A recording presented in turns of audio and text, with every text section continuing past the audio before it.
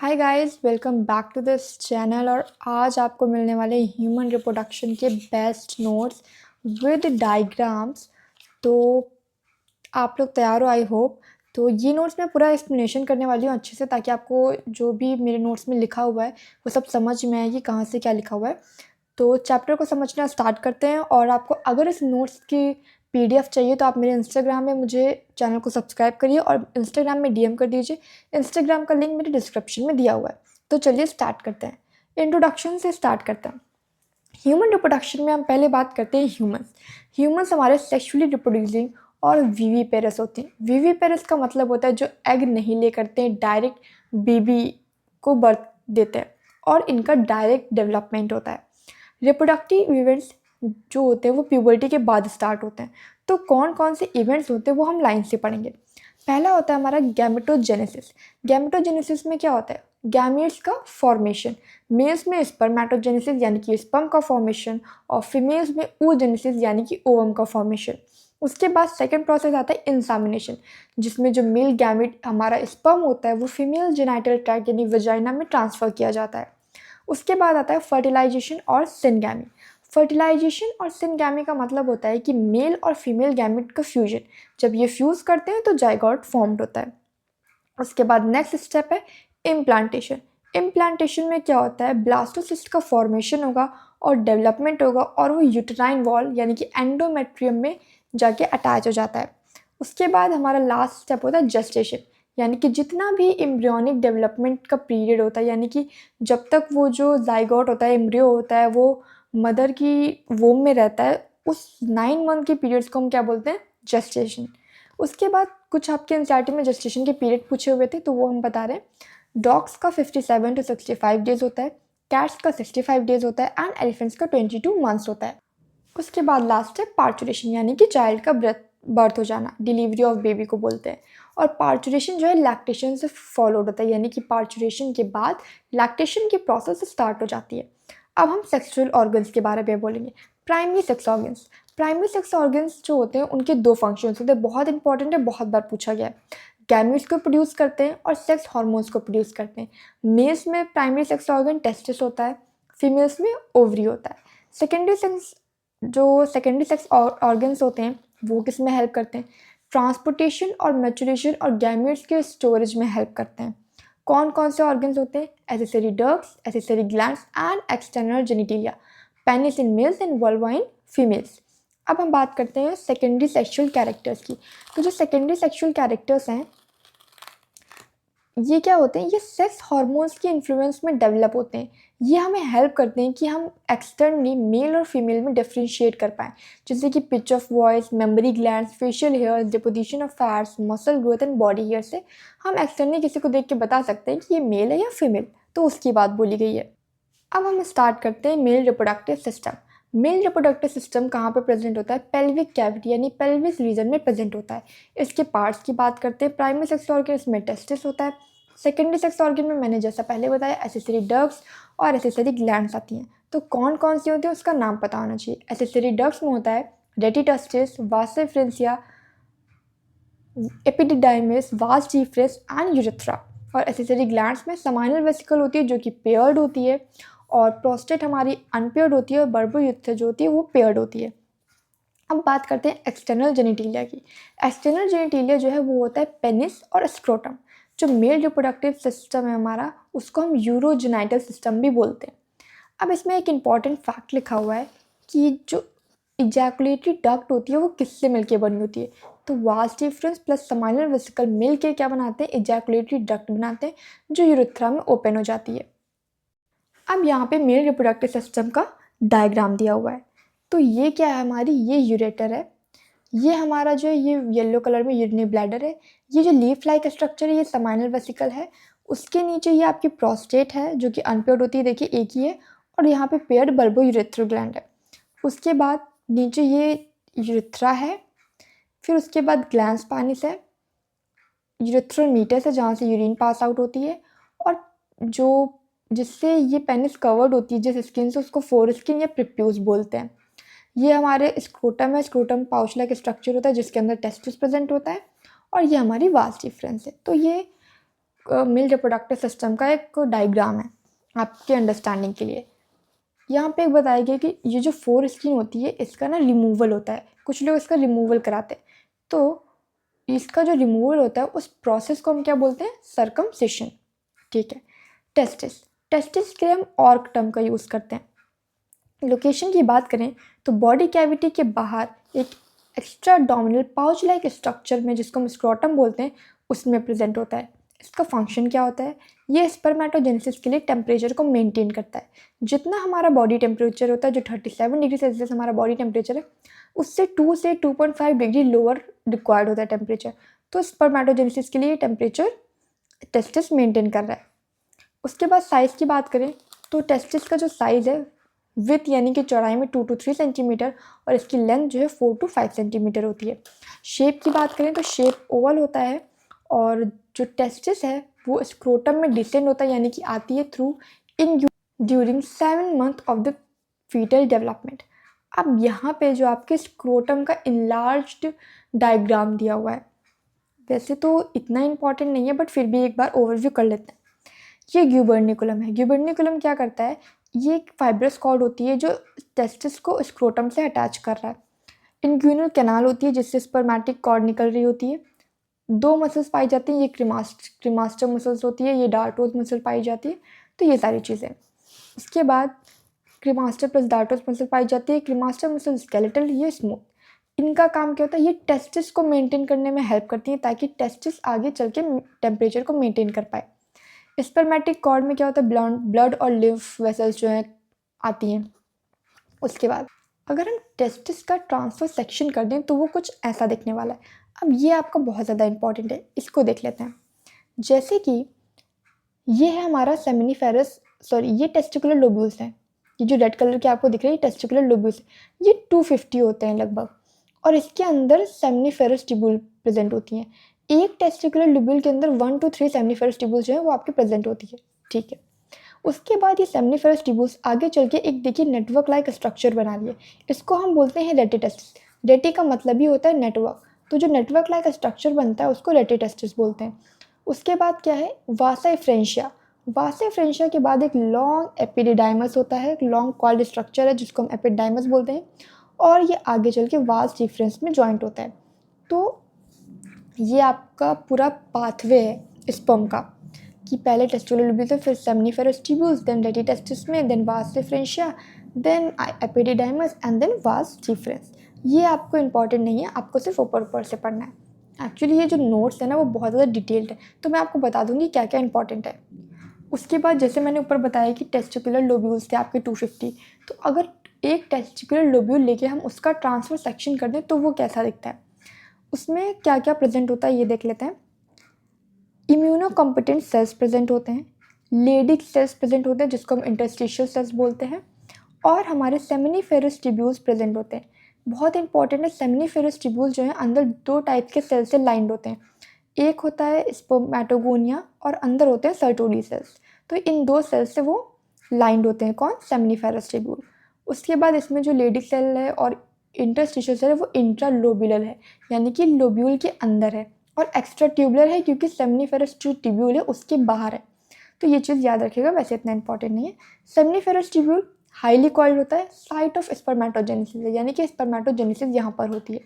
उसके बाद 2 तरह के सेल्स को कंटेन करता है ये, कौन कौन से? Sertoli cells and spermatogonia. अब एसेसरी डक्ट्स को डिटेल में पढ़ते हैं। पहला है रेटिटेस्टिस, ट्यूब्यूल्स का नेटवर्क है जैसा मैंने पहले बताया, वासा फ्रेंशिया में जाके ओपन हो जाती है, आपने पिछले डायग्राम में देखा। वासा फ्रेंशिया 10 से 12 नंबर में होती है, स्पर्म को टेस्टिस के बाहर ट्रांसफ़र कर रही है, क्योंकि बीच में अगर ये टेस्टिस है तो यहाँ पे वासा फ्रेंशिया प्रेजेंट होती है और ये उसके बाहर लेके जाता है। एपिडिडाइमस आपने देखा है, एक इसके आगे लॉन्गेस्ट कॉइल्ड सा नेटवर्क था, उसको एपिडिडाइमस बोलते हैं। ये डॉर्सल और पोस्टीरियर साइड ऑफ टेस्टिस पे प्रेजेंट होता है, यहाँ पर स्पर्म्स की मैच्योरेशन होती है। उसके बाद मोस्ट इंपॉर्टेंट लाइन जो है मैं आपको बता दूँ, वास डिफरेंस। इसमें ये लाइन बहुत इंपॉर्टेंट है, ascends up to abdomen loop over urinary bladder, यानी कि इसमें बता दें कि ये उसमें पीछे जो ब्लू कलर का डायग्राम था उसमें जहाँ पे यूरिनरी ब्लैडर था, इससे ये लूप बना के यहाँ से वास डिफरेंस निकल रही थी, तो ये वही लाइन लिखी हुई है।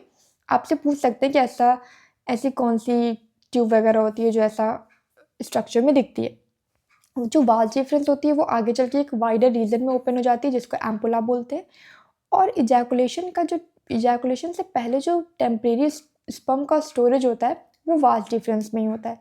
अब हम एसेसरी ग्लैंड्स को डिटेल में पढ़ लेते हैं। पहला है समाइनल वेसिकल। समाइनल वेसिकल हमारा पेयर्ड स्ट्रक्चर है बताया। सीमेन का 60% सिक्रेशन यहाँ से हो रहा है। बहुत इंपॉर्टेंट है, समाइनल वेसिकल में फ्रक्टोस होता है जो कि न्यूट्रिशन प्रोवाइड करता है स्पर्म्स को, यानी स्पर्म का एनर्जी सोर्स क्या है, फ्रक्टोस। कुछ आयंस, प्रोटियोलिटिक एंजाइम्स और फिब्रिनोजन को रिलीज करता है। और लीफ लाइक स्ट्रक्चर होता है, पीछे डायग्राम में आपको बताया। प्रोस्टेट ग्लैंड, इसका जो सिक्रेशन है वो स्लाइटली एसिडिक होता है। अनपेड स्ट्रक्चर है, 25% ऑफ सीमेन कॉन्स्टिट्यूट करता है। किसके लिए रिस्पॉन्सिबल होता है? स्पर्म की मिल्की कलर और ओडर के लिए। ओडर का मतलब होता है स्मेल, तो स्पर्म की स्मेल और जो मिल्की कलर होता है उसके लिए रिस्पॉन्सिबल होता है। कैल्शियम आयन रिलीज करता है जो स्पर्म मोटिलिटी में भी हेल्प करता है। थर्ड ग्लैंड है bulbo urethral gland. Bulbo urethral gland में क्या होता है, पेयर्ड स्ट्रक्चर है, विस्कस फ्लूइड को रिलीज करता है जिसमें म्यूकस प्रेजेंट होता है। मोस्ट इंपॉर्टेंट फंक्शन है help in lubrication of penis. ये क्वेश्चन आपसे पूछा जा सकता है कि कौन सी ग्लैंड लुब्रिकेशन ऑफ पेनिस में हेल्प करती है, तो bulbo urethral gland.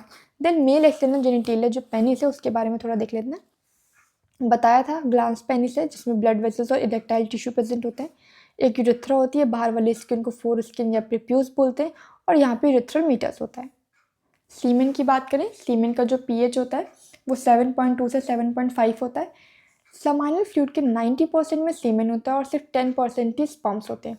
Sperm count कितना है एक हेल्दी पर्सन के लिए क्या होता है, पर इजैकुलेशन 200 to 300 मिलियन स्पर्म्स जो हैं इजैकुलेट होते हैं।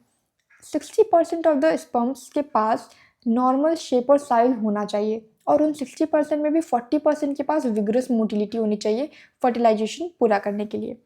अब हम स्ट्रक्चर ऑफ स्पर्म पढ़ते हैं बढ़िया से डायग्राम के साथ। स्ट्रक्चर ऑफ स्पर्म, स्पर्म का ये हेड है। हेड में एक्रोजोम प्रेजेंट होता है जिसमें बहुत सेवरल एंजाइम्स प्रेजेंट होते हैं। उसके बाद न्यूक्लियस होता है, ये उसकी नेक है स्पर्म की, जहाँ पे प्रॉक्सिमल सेंट्रियोल प्रेजेंट होता है जो आपका क्लीवेज डिवीजन में हेल्प करता है। और यहाँ से डिस्टल सेंट्रियोल, यहाँ से होके पूरी टेल में डिस्टल सेंट्रियोल बनता है। डिस्टल सेंट्रियोल क्या कर रहा है, आप देख पा रहे हैं कि फ्लैजुलेटेड टेल को फॉर्म करने में हेल्प कर रहा है। और जो मिडिल पीस होता है उसमें माइटोकॉन्ड्रिया प्रेजेंट होता है, स्पाइरली अरेंज्ड होता है। स्पर्म्स की पैसेज की बात करते हैं। डायग्राम में पहले ही बताया, सेमिनिफेरस ट्यूब्यूल, उसके बाद ट्यूबुलाई रेक्टाई आता है, उसके बाद ये आप मिस कर सकते हो, उसके बाद रेडी टेस्टिस आता है, then vasa efferentia, then epididymis, then vas deferens and then ejaculatory duct, then urethra and urethral meatus. इसमें बता रहे हैं कि जो 1 2 3 4 यानी कि ये जो 4 चीज़ें हैं वो टेस्टिस के अंदर आती हैं, और उसके बाद 5 2 ये सारी चीज़ें एक्स्ट्रा टेस्टिकुलर यानी कि टेस्टिस के बाहर आती हैं, बस और कुछ नहीं। स्पर्मेटोजेनेसिस की बात करें, साइट मैंने सेमिनिफेरस ट्यूब्यूल्स में बताया था कि स्पर्मेटोजेनेसिस जो है सेमिनिफेरस ट्यूब्यूल्स में होती है। 70 to 75 डेज इसकी ड्यूरेशन होती है। प्यूबर्टी के बाद स्टार्ट होती है जब गोनाडोट्रोपिन रिलीजिंग हार्मोन मेल में बढ़ जाता है।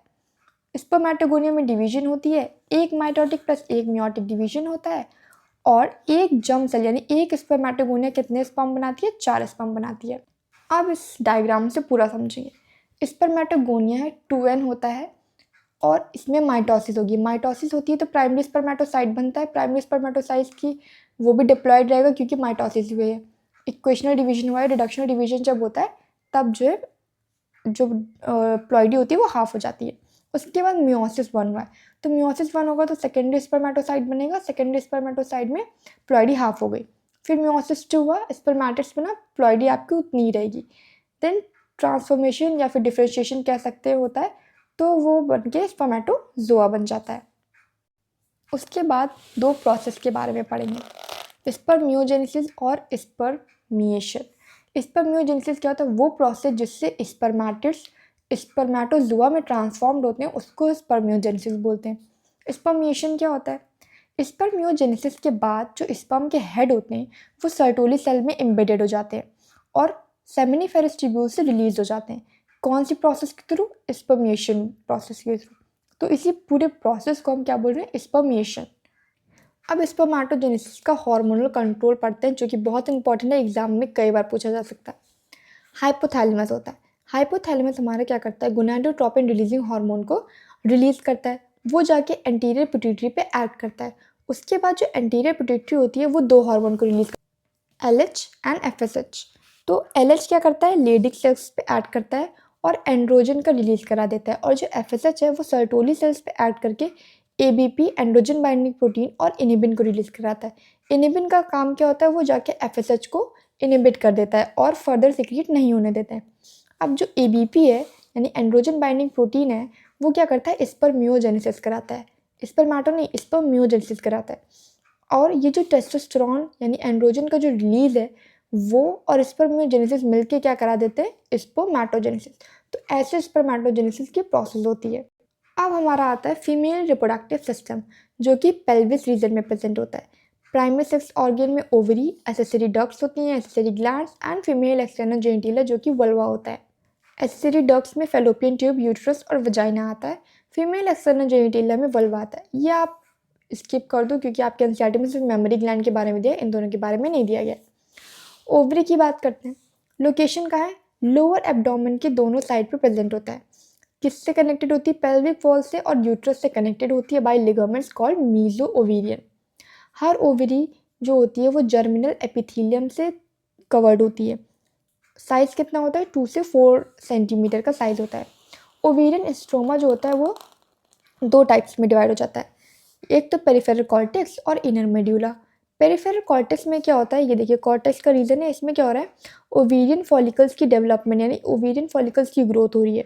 और इनर मेड्यूला में क्या है, लिम्फ वेसल्स, ब्लड वेसल्स और नर्व्स वगैरह प्रेजेंट है। तो ये इसका काम होता है। और ये जो ओवरी है ये देखिए जर्मिनल एपिथेलियम से ऐसे कवर्ड होती है। लेयर ऑफ यूट्रस की बात करते हैं। पहला है पेरीमेट्रियम। पेरीमेट्रियम जो होती है वो आउटर मोस्ट प्रोटेक्टिव लेयर होती है। मायोमेट्रियम मिडल लेयर होती है, स्मूथ मसल की बनी होती है, स्ट्रॉन्गेस्ट होती है और 500 टाइम्स यूट्रस का वॉल्यूम बढ़ा देती है at the time of parturition. तो ये पार्चुरेशन में हेल्प करती है। एंडोमेट्रियम थिन होती है, ग्लैंडुलर होती है और साइक्लिक चेंजेस के अंडरगो जाती है। मतलब मेंस्ट्रुएशन के दौरान जो हमारी लेयर जो टूट रही होती है जिसकी वजह से पेन होता है वो एंडोमेट्रियम होती है। और यहाँ पे इम्प्लांटेशन होता है तो ये साइट ऑफ इम्प्लांटेशन भी है। इसमें वेसल्स प्रेजेंट होती है इसलिए इसको वेस्कुलराइज बोल रहे हैं। नोट की बात यह है कि जो वजाइना होती है वो डिवॉइड ऑफ ग्लैंड होती है, यानी कि उसमें कोई ग्लैंड्स नहीं प्रेजेंट होती हैं, वो एक फाइब्रोमस्कुलर ट्यूब है। फीमेल एक्सटर्नल जेनिटेलिया में जो जिसको वल्वा बोलते हैं उसमें क्या होता है, लेबिया मेजोरा जो होता है वो वजाइनल को कवर कर रहा होता है और यूरिथ्रल ओपनिंग को कवर कर रहा होता है।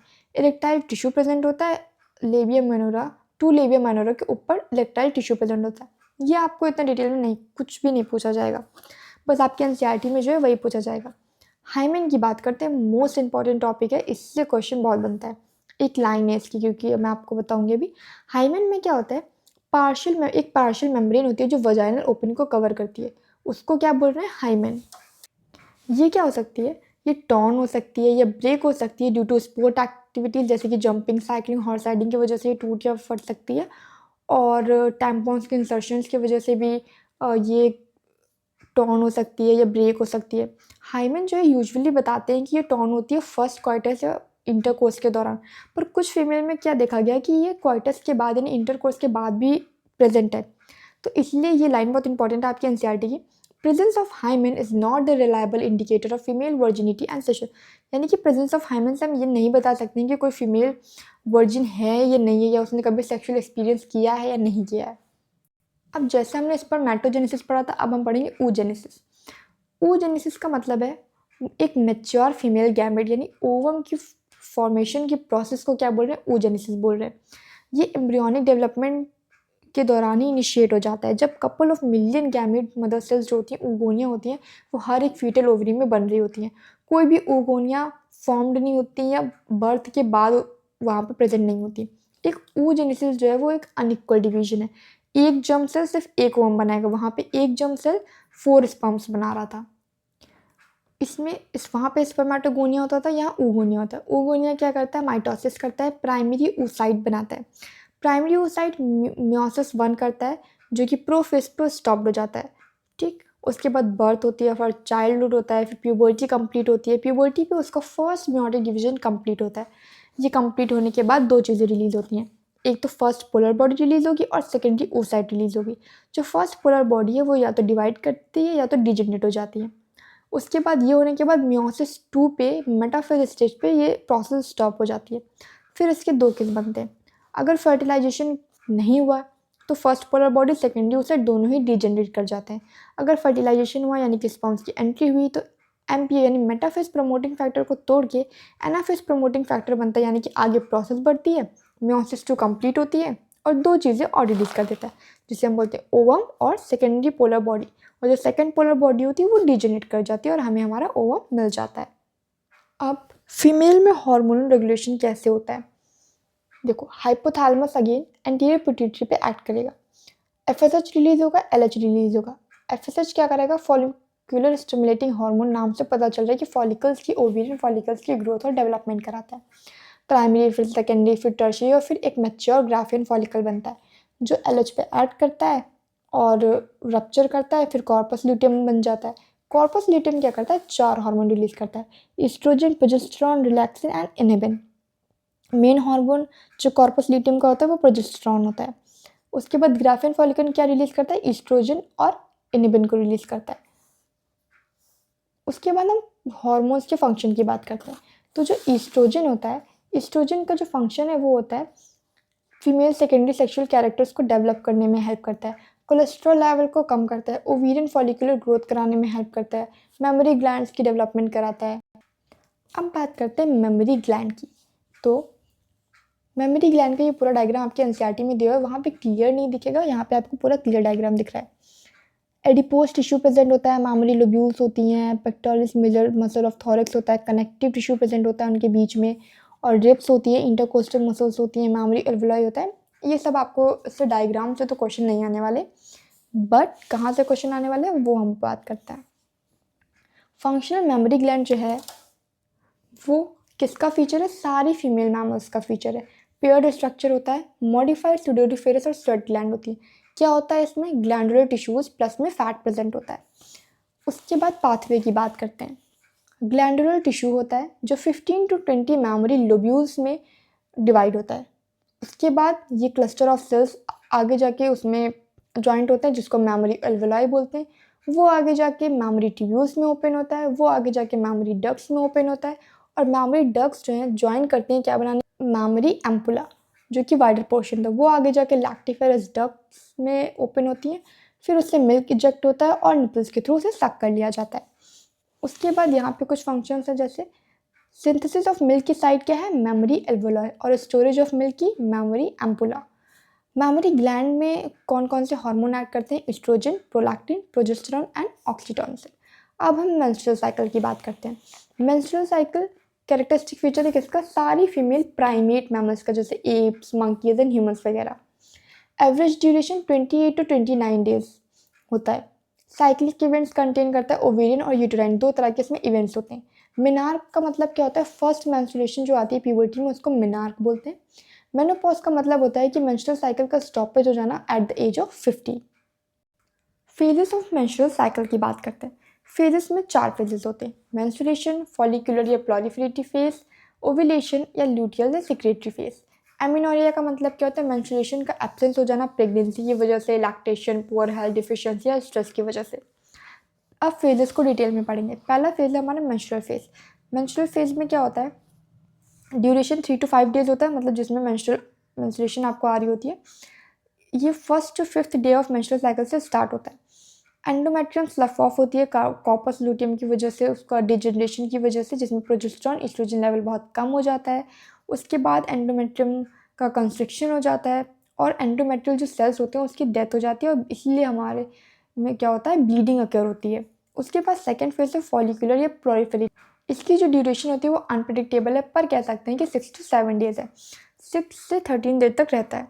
इसमें एस्ट्रोजन का लेवल बहुत कम होता है तो पॉजिटिव जीएनएच फीडबैक जाता है, तो ये ओवरी की डेवलपमेंट और ग्रोथ करा देता है, इसीलिए हम क्या बोलते हैं इसको? Follicular phase. Third phase ovulation. Ovulation हमारा 14th डे पर होता है। एलएच और एफएसएच अपने पीक पर होते हैं इस टाइम। ओवा का जो लाइफ स्पैन होता है वो 24 आवर्स होता है। जो ग्राफिन फॉलिकल होता है उसमें जब उसका जो एस्ट्रोजन का लेवल है वो जब बढ़ जाता है तो पॉजिटिव जीएनएच फीडबैक जाता है और एफएसएच एलएच अपने पीक पे होते हैं, जिसकी वजह से एलएच सर्ज हो जाता है, तो ये जो ग्राफिन फॉलिकल है ये हमारा रप्चर हो जाता है। अब हम फोर्थ फेज देखते हैं, ल्यूटियल फेज। ल्यूटियल फेज को हम पोस्ट ओव्यूलेटरी फेज भी बोलते हैं। ओव्यूलेशन और नेक्स्ट मेंसेस के बीच का टाइम है, 14 डेज का ड्यूरेशन होता है, कांस्टेंट फेज है। कॉर्पस ल्यूटियम का फॉर्मेशन होगा, एस्ट्रोजन प्रोजेस्टेरॉन जो है अपने लेवल पे होंगे पीक पर और थिकनेस को बढ़ा देंगे, एंडोमेट्रियम की मेंटेनेंस करेंगे इम्प्लांटेशन के लिए और एंडोमेट्रियल की मिल्क होगी। उसके बाद हम पढ़ रहे हैं एम्ब्रियोनिक डेवलपमेंट। एम्ब्रियोनिक डेवलपमेंट में क्या होता है, पहले 2 सेल स्टेज होती है, 48 आवर्स के बाद 4 सेल स्टेज आती है, फिर 3-4 डेज के बाद मोरुला बनता है जो मलबेरी लाइक होता है, जिसमें 8 to 16 सेल स्टेज होती है। उसके बाद ब्लास्टोला बनता है, ब्लास्टोला स्टेज, ब्लास्टोसिस्ट, जिसमें क्या होता है, ट्रोफोब्लास्ट की एक लेयर होती है जो आगे चल के प्लेसेंटा बनता है, और एक ब्लास्टोसेल कैविटी होती है, और ये इनर मास ऑफ सेल होता है जो आगे चल के फीटस बनता है। अब वो जो ब्लास्टोसिस्ट होगा वो यूट्रस में एंटर करता है और इम्प्लांटेशन हो जाती है। इम्प्लांटेशन के बाद जोना पेलोसिडा लेयर पर प्रेशर बहुत ज़्यादा बढ़ जाता है, जिससे जोना हैचिंग होती है और जेड ब्रेक हो जाता है, ब्लास्टोसिस्ट बाहर आ जाता है। 2 केस बनता है, अगर कंप्लीट ब्लास्टोसिस्ट का बाहर आ जाए, या फिर क्या होता है कभी कभी कि इनर सेल मास जो है वो डिवाइड हो जाता है, जो कि मोनोजाइगोट यानी कि आइडेंटिकल ट्विंस का फॉर्मेशन कर देता है। इम्प्लांटेशन हो गई। उसके बाद गैस्ट्रुला स्टेज आती है। गैस्ट्रुला स्टेज में क्या होता है, ये आपको इतना इंपॉर्टेंट नहीं है। प्लेसेंटा देखिए, कुरियोनिक विलाई क्या करती है, ट्रोफोब्लास्ट पे अपीयर होती है, जो कि मेटरनल ब्लड और यूटेराइन टिश्यू से पूरी तरह से कवर्ड होती है। यानी कि इंटरडिजिटेशन अगर हो जाए कुरियोनिक विलाई और यूटेराइन टिश्यू की, वो प्लेसेंटा को फॉर्म कर देता है। प्लेसेंटा जो होती है वो अम्बिलिकल कॉर्ड जो होती है फीटस की, उससे कनेक्ट होती है। इसका फंक्शन क्या होता है, अम्बिलिकल कॉर्ड जो होती है फीटस की, वो फीटस और प्लेसेंटा को कनेक्ट करता है। ये क्या करता है, O2 और न्यूट्रिएंट्स की जो सप्लाई होती है वो एम्ब्रियो तक पहुंचाता है, और उसके द्वारा जो प्रोड्यूस किया हुआ वेस्ट है, CO2 है, उसको हटा देता है। ये कुछ हार्मोन्स प्रोड्यूस करता है placenta, like HCG, HPL, oestrogen, progesterone. ये सब हम आगे पढ़ेंगे। प्लेसेंटल हार्मोन के बारे में पढ़ते हैं।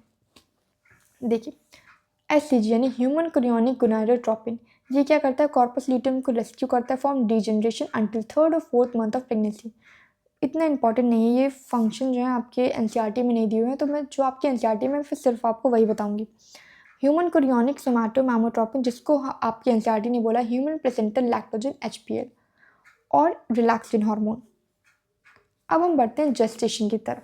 जेस्टेशन का जो पीरियड होता है वो 9 मंथ का होता है। 9 मंथ में 3 ट्राइमेस्टर होते हैं, यानी कि जो 1 ट्राइमेस्टर होता है उसमें 3 मंथ्स आते हैं, और 1 मंथ में 4 वीक्स होते हैं।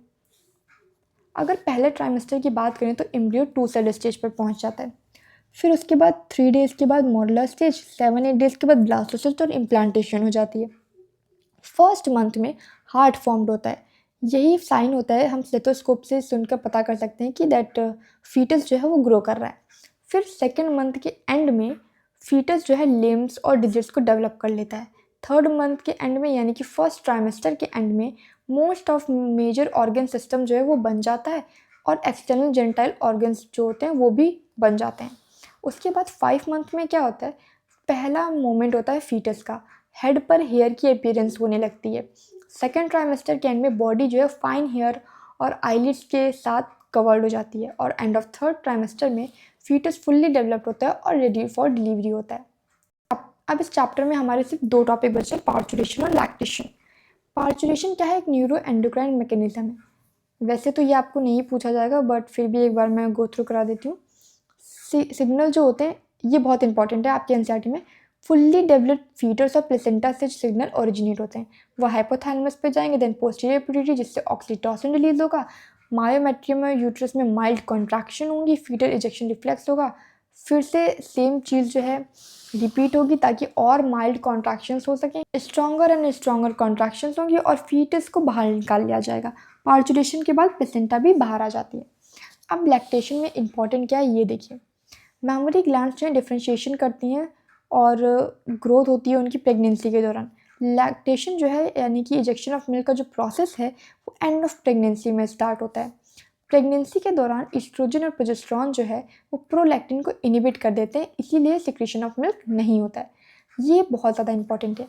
जो फर्स्ट मिल्क होता है मदर का, उसको हम बोलते हैं कोलेस्ट्रम। ये कुछ येलोइश कलर में होता है, कैलोरीज और प्रोटीन में रिच होता है, लैक्टोज कंटेन करता है, लो फैट कंटेंट होता है, इसमें IgA एंटीबॉडी पाई जाती है जो फीटस को पासिव इम्यूनिटी प्रोवाइड करती है।